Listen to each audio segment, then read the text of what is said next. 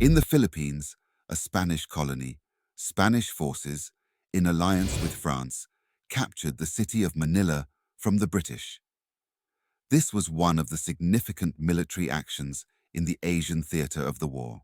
During the 7 Years' War, Spain was initially aligned with France through the Bourbon Family Compact, a diplomatic and military alliance. Spain entered the war against Britain in 1762, changing the dynamics of the conflict and expanding the global scope of the war. The British turned their gaze towards the rich archipelago of the Philippines. What were the reasons behind the British military engagement in the Philippines? On the 1st of August, the British expedition sailed from Madras, India, aiming to capture the strategic trading post of Manila. Led by General William Draper and Admiral Samuel Cornish, their arrival in Manila Bay marked the beginning of a transformative period, since it normally took communications 1.5 years, either between Manila and Spain. The declaration of war went unnoticed by the Spaniards in Manila. Armenian merchants had actually warned the Archbishop of the British preparation in Madras.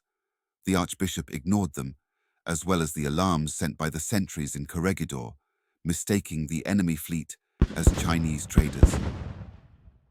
They lowered their boats to land in heavy surf on the beach of Malate, capturing the church in the early morning of the 23rd of September.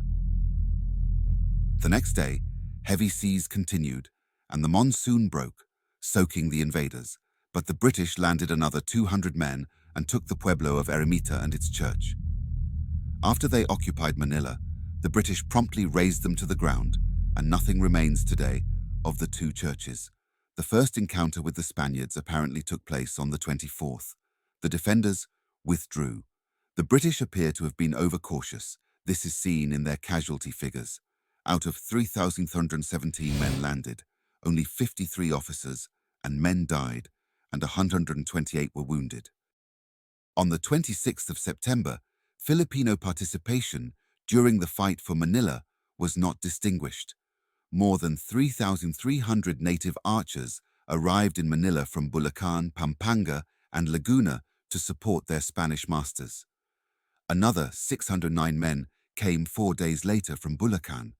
On the 3rd of October at daybreak, the boasted Pampangenos, 2,000 strong in the 3 columns, embarked on a daring raid against the enemy, yet suffered substantial losses.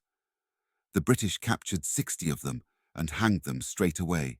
This dreadful result disheartened the Filipinos. They left the Spaniards to fight their war and returned to their town. 2 days later, the British launched their final assault. Their forces were divided into 3 columns.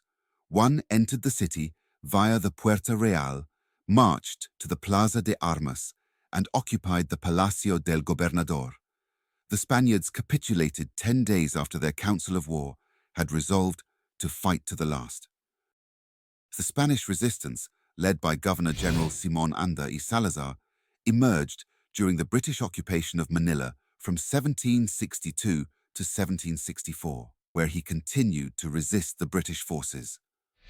Governor-General Anda organized a guerrilla campaign against the British occupiers, rallying Filipino and Spanish forces to resist the foreign control. In February, they entered Bulacan, for a time the seat of Anda's rebel headquarters and base of the Spanish resistance. They razed Anda's fortifications and carried out sorties in a number of pueblos.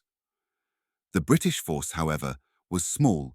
It is not recorded anywhere that they used Filipino auxiliaries, and they returned to Manila.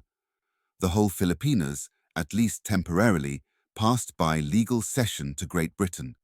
However, the invasion was relatively only a minor incident in the larger War of Britain, which was in Europe.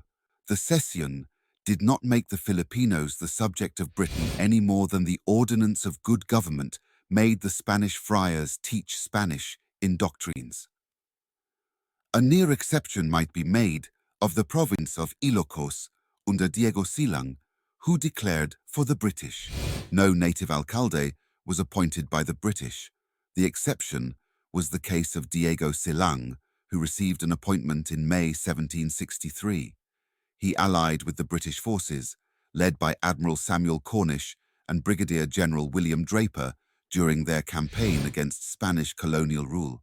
Silang, a local Filipino leader, saw an opportunity to advance the interests of the indigenous population by cooperating with the British. Diego Silang, along with his wife Gabriella Silang, actively supported the British forces in their efforts against the Spanish authorities. He was appointed as the Gobernador Silo, local leader of the Ilocos region by the British, and together with his forces, he helped secure British control in the northern part of the Philippines. On the 10th of February 1763, the Treaty of Paris ended the war. After Silang's death, his Spanish Itneg mestiza wife, Gabriella Silang, took command of the revolt and fought courageously. The Spanish sent a strong force against her. She was forced to retreat to what is now Abra. Gabriella led her troops towards Vigan, but was driven back. She fled again to Abra, where she was captured. Gabriella and her men were summarily hanged on September 20th, 1763, she being hanged the last. On 31st of May 1764, Anda and his troops, by arrangement with the British, proudly marched back into Manila. Thus ended the British occupation, and Manila and Filipinas once again were under the Spanish regime.